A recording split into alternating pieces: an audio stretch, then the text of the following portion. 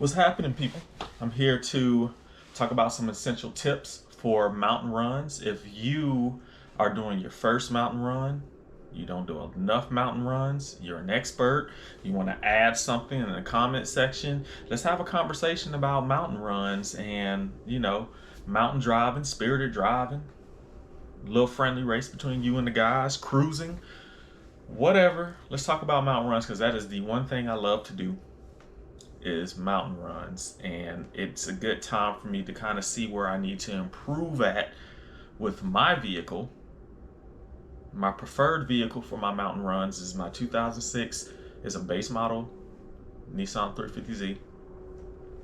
And how I got into it was during the beginning of COVID, when everything was shut down. I started wanting to basically find something to do. I was bored. I didn't want to be inside all the time. It was kind of my way of bucking the system, getting out.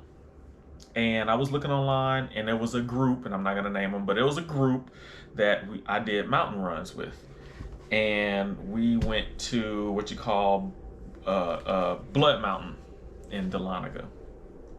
So I got the info, told a buddy of mine about it, and he drives a Evo 8, and we were like, hey, let's try this mountain run out. It'll be our first one.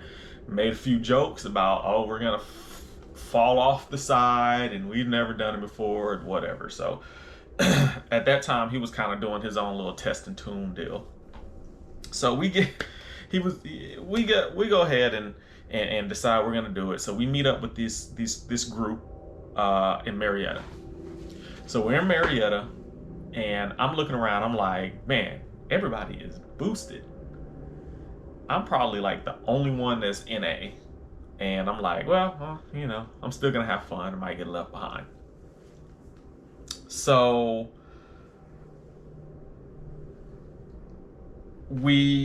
the guys who are hosting the event get together and say, let's download an app, and it is a walkie-talkie app. So we download this app called Zello, and that's what we're gonna monitor. So the lead car, his job, or the host, whoever was leading it, they were gonna be ahead of the group, and they were gonna make sure that there was no police activity and that we can do some spirited driving. So this is on our way to the mountain. So we hop on the interstate, and we're basically going to take 400 all the way up there. And it's like 30 cars all the way up from a GTR down to a Nissan Sentra.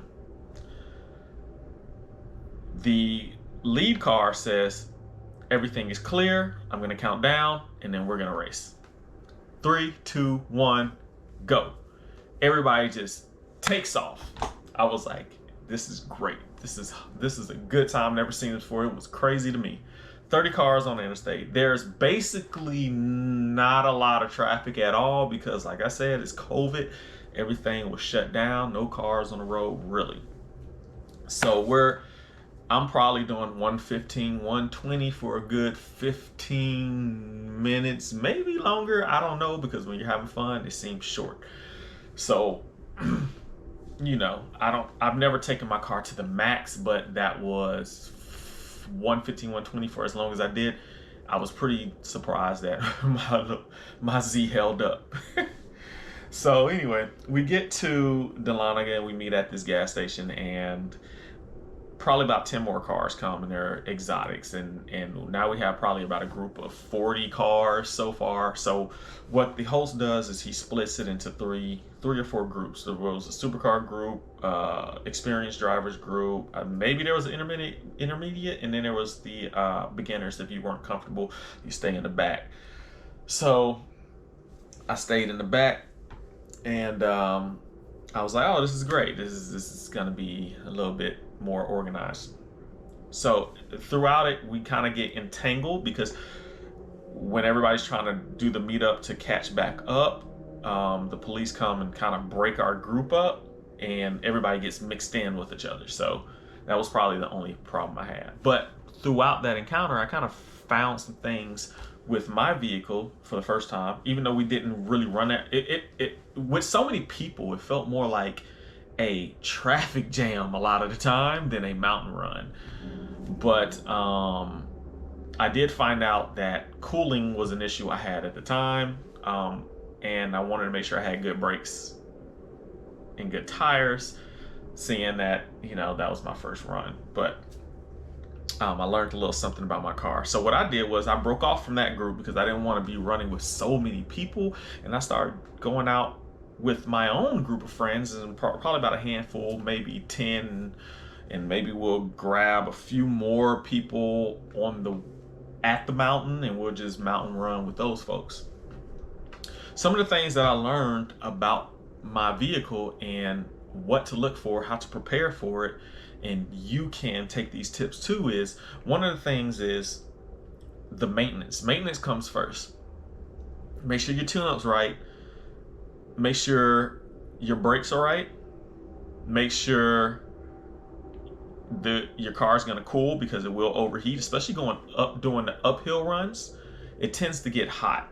Doing the downhill runs, you tend to use brakes a lot more. And get a good set. When I first started doing it, I had the dual piston Z brakes, the factory ones, and I upgraded to Brembos, which I think those are factory for some cars too, but I upgraded to the Brembos, which actually cool the brakes a lot faster because they're aluminum, they're lighter, and also having a set of slotted rotors will help too. My first one was cross-drilled and slotted, which I believe helped too, because it helped cool my brakes faster. But I heard that it's not always a good idea to get those, because you can get hairline cracks where the drilled holes are. But slotted and a good set of pads. I had power stops. Those clamp really well. I have street/track pads, which you can just get a good set of street pads if you want to. Mine's emit a lot of brake dust, and I have white wheels, so you can imagine just driving down the street normally, they'll get dirty. Watch your temp gauge is another one, because you could be having so much fun, you're not even paying attention to your temp gauge. Before you know it, you detonated your motor, or you got a blown head gasket, whatever.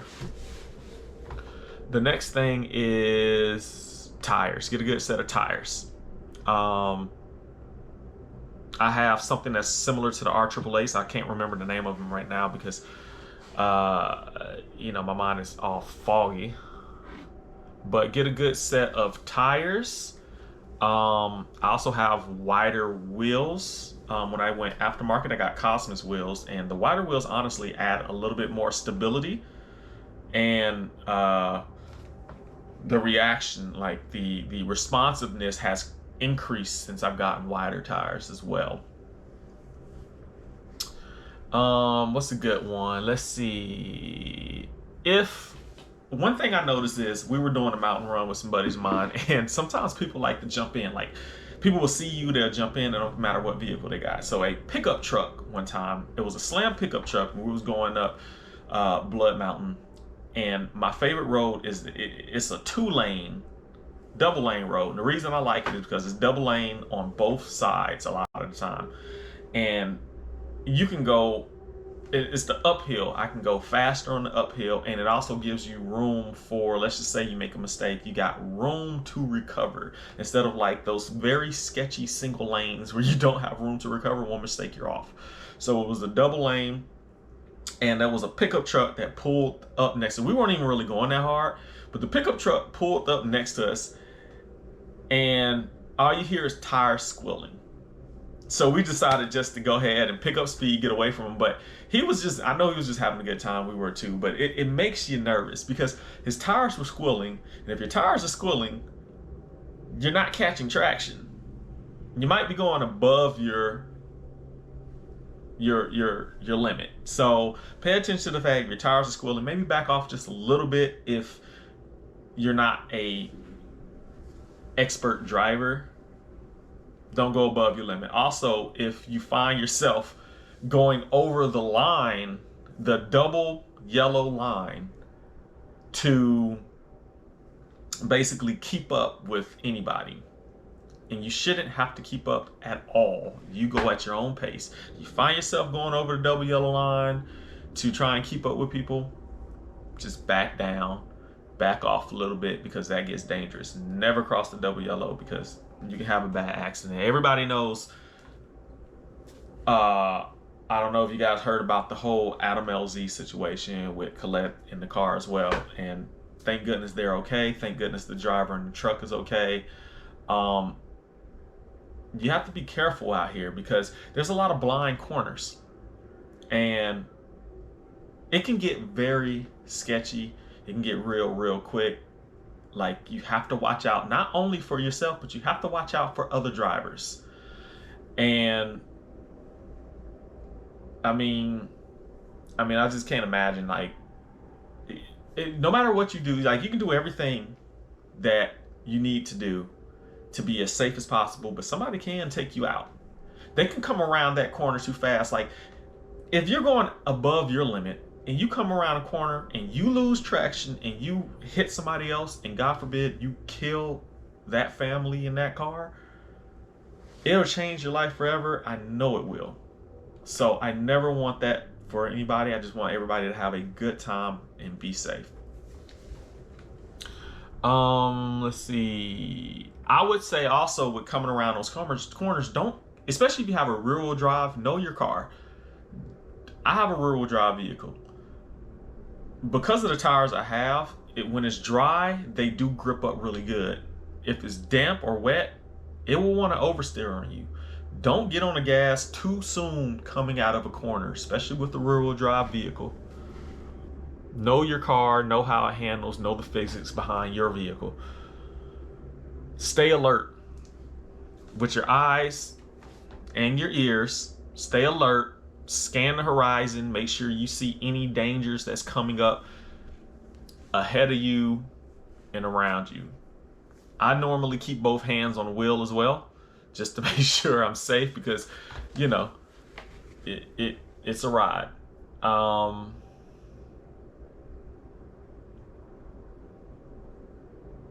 I normally do my mountain runs with somebody, like a group. I try and get a small group together. I don't do it by myself. Has anybody seen the video where the guy was riding a motorcycle and he wrecked?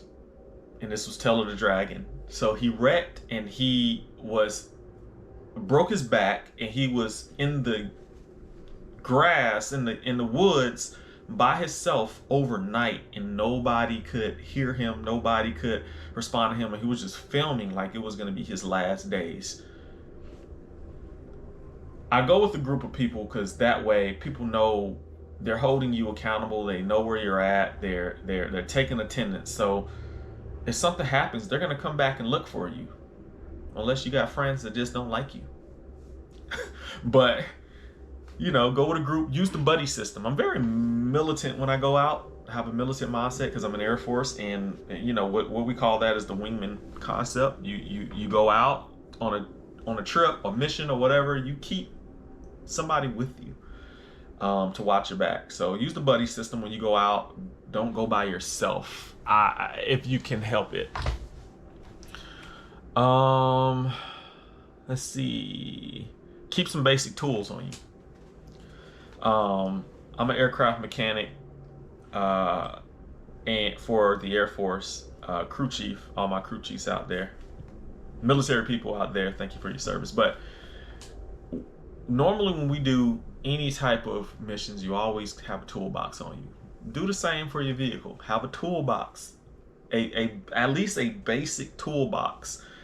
Maybe have some fluids and some coolants with you that you may, you know, some oil, some coolant, some brake fluid if you may need it for any emergency situation, whatever. Keep some things on you in case something goes wrong. You know, you may need to fix it on the fly.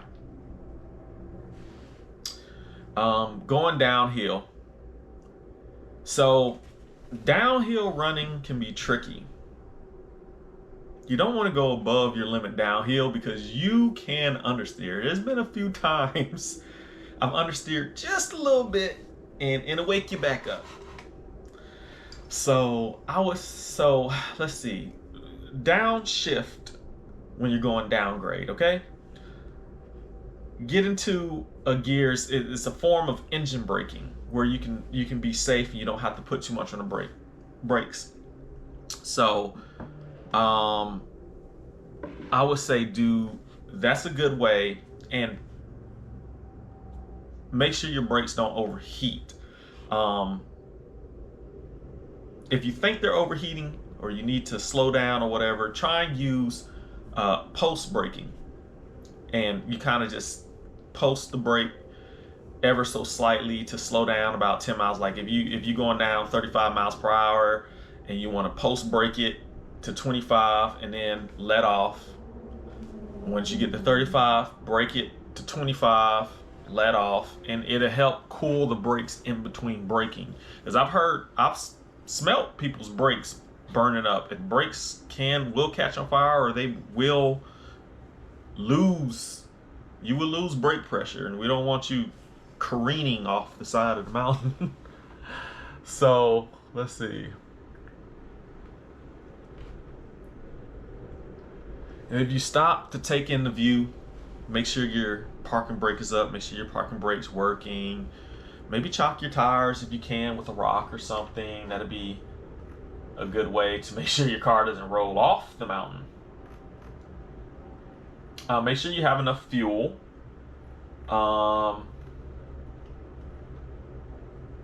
Here's a good one. So, when using GPSs, right? In the mountains, you can use a GPS. It's a good idea to plan your trip out, but sometimes those GPSs don't always work in remote areas. You can take a side back road and the GPS will stop working. One time we was at Blood Mountain and we were using the Garmin. I was using Garmin. I was leading. I was like, oh, my Garmin's gonna work. I use it for truck driving. I'm also a truck driver. So I'm using my Garmin, and my Garmin has a shorter route, but I'm like, okay, let's go this route. It starts narrowing, the road starts narrowing down into these rocky road, and I'm like, all right, so we need to find somewhere to turn around, because we're so deep in there and we have miles to go back. You don't want to, but if you have to back out, just back out and go the other way. It would have took us all night to get out of that.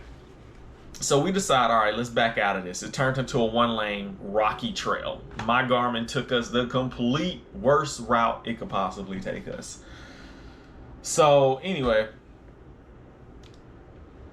we turn around. It was me and my sister in the car, my buddy with the Evo, his girlfriend was driving her Acura. She wanted to do a mountain run too. So we're backing out and we go back down this road. And I mean, it looked like Wrong Turn, the movie. It looked like this place you don't want to be in. So we're leaving, and we're not even going fast, but I guess because we're in sports cars, the neighbors didn't like to hear them or see them, and they were just bored up there in the mountains. They wanted to start something. So the guy was telling us, to slow down. On our way there, he seen us, was telling us to slow down. We were not speeding. Then we turn around, and they're still in the middle of the road. His wife pulls the truck halfway in the lane, and we're like, bump it, just gun around him, just keep going. We gun around them, we keep going. For me, if you are a licensed carrier, for me and anybody else, if you're a licensed carrier, I suggest maybe carry. You never know what you're gonna run into. You never know what type of incidents you're gonna have. I carry for my safety XD9, so I carry for my personal safety and my friends around me. Everybody actually was licensed to carry on that event, and you never know. So I'm just saying, you don't know if you go hiking, some bear tries to attack you. God forbid. We don't want to hurt any animals out there when we're doing these mountain runs, and we decide that we want to do a little hiking or something like that. But stay protected. Let's see. Know when to stop is a good point. You don't want to go well beyond your limit. If your car is acting up, just, give it a break. Other than that, guys, just have a good time. Like, if you have any comments below about any mountain run experiences, things that we could use to learn or to make our mountain run safer, better, equipment we could use, put it in the comments below and let's have a conversation about it. As far as anything else, what would I say? I've been to, so I did Blood Mountain, I did Tail of the Dragon, and there was another road. It was more like a long, high speed part of that mountain, and that one was extremely fast. That day we went, I know I had passed by this Honda S2000.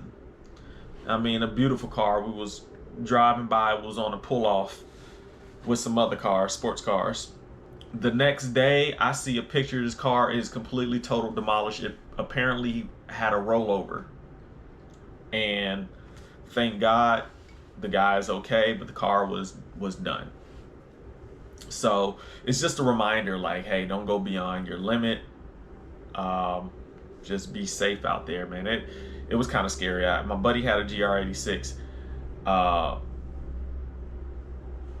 and every now and then, this is his first rear-wheel drive car, so every now and then the rear end gets a little squirrely, and he's like, man, I had to back off. So just do what you can. Stay safe, pay attention to your car, and just have a good time. And we will come back with some more automotive topics. I'll catch you guys on the next one.